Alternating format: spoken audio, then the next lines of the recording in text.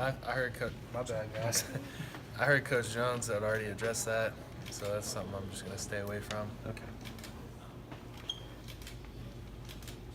Brett, after the game on Saturday, Coach just talked about the need to play with passion and energy. He said that was just kind of an isolated incident. Is that your view on it, or has that been a reoccurring issue throughout the year? No, I don't think it's been reoccurring. Sometimes first noon game of the year sneaks up on you a little bit, having to wake up a little bit earlier. But that's not an excuse. We should always come out and be ready to play and come out with passion. So, as leaders of the team, that's on us, and we'll get it corrected, and it'll be corrected this week. How do you get that fixed? I think it starts a lot with the people on the sidelines who aren't playing. I think that they've got to have some juice over there and help lift everybody else up. And so I think you're going to see a lot more from the sidelines this week. Brett Rich talked about the need to be balanced, and it sounded like you didn't think the run game did enough on Saturday. What was your evaluation, what you guys were able to do in the run game? How can that get better? I'd say the run game was pretty poor, I guess, and that's on the offensive line. So, as an offensive lineman, as a senior, take that really personal. So this week of practice has got to be huge for us, but, we got a bunch of guys that work hard every week, and obviously got great backs in JK and Carlin and all them. And so, we're going to get it fixed, and that's what we're going to be working on a lot this week. How much of that can be attributed to Jay Sean's absence? It looked like the interior was not getting near the push that they've been getting the last few weeks. Obviously, losing not having Jay Sean last week is going to hurt us when you lose somebody like that. But Coleman, he's played a lot of football for us and started a lot of games, 20-something games. And so, when it's just kind of the next man up mentality, we don't expect, if Coleman comes in, we don't expect a drop off. So, I don't think it was just Coleman's fault. I think it was my fault, and I think it was, the rest of the O-line's fault. What kept your attention about Jordan's front seven on defense? Obviously, I take a hard look at the defensive ends. So I know Davin Bellamy and Lorenzo Carter. Obviously, those two stand out for me, 7 and 17. So I got a lot of respect for Georgia. Been here for so long, played against them. They got a really athletic front.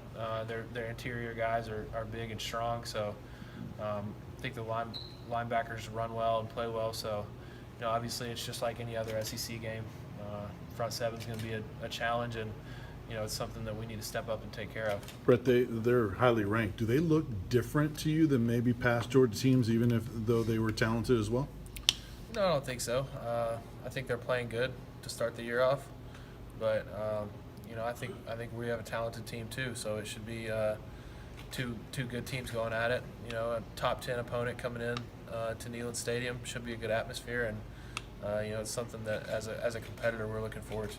What is it about this series that's created such close down to the wire games the last few years? I think every year you've been here, it's pretty much done right down to the finish. Yeah, and I don't know if it's so evenly matched or what it is, but like you said, it's been close every year. With Pig fumbled the ball in the end zone. I think that was my freshman year. Obviously, what happened last year, but they've kind of been neck and neck games, and either team could come out with a win. So, I expect another close game coming up.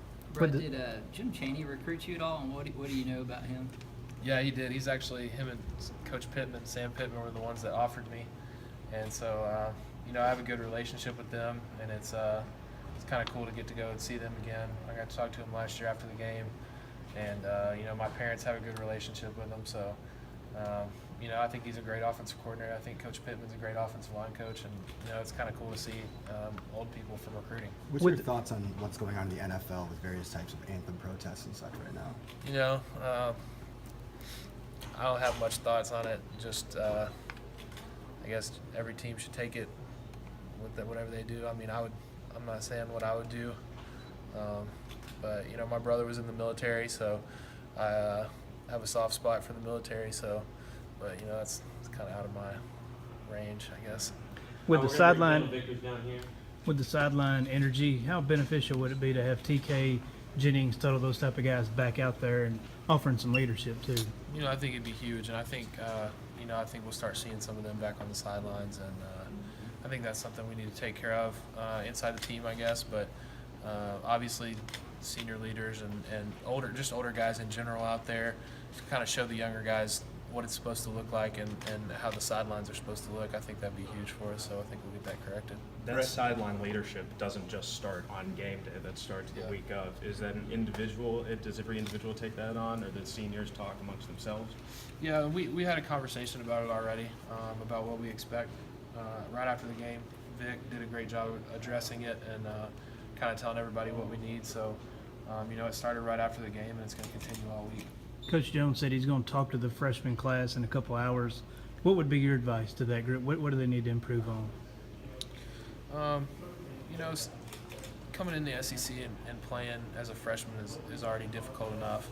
But I think that there's definitely opportunities for some of these freshmen to take bigger roles on special teams. And so I think that's something that they need to take very seriously.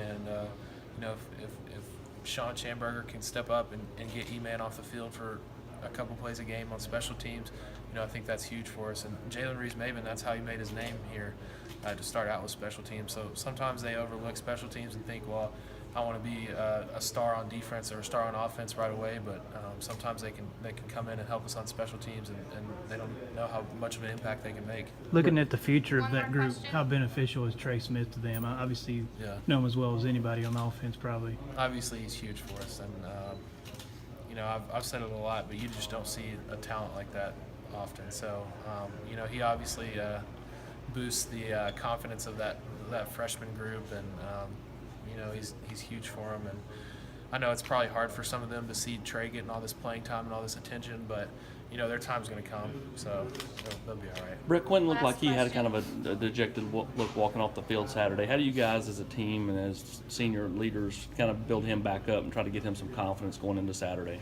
It's on the offensive line, in my opinion. We got to give him plenty of time back there so he's comfortable back in the pocket. We got to open up the run game so his pass game comes easier to him. So, I don't think he was dejected or anything. I think he was upset with how he played and how we played as an offense. We should score more than 17 points every game. So, and we got enough talent to do it. So I think it's really, we'll put that one on the O-line. Okay, thanks, guys. Thanks, Brett. Thank you very much.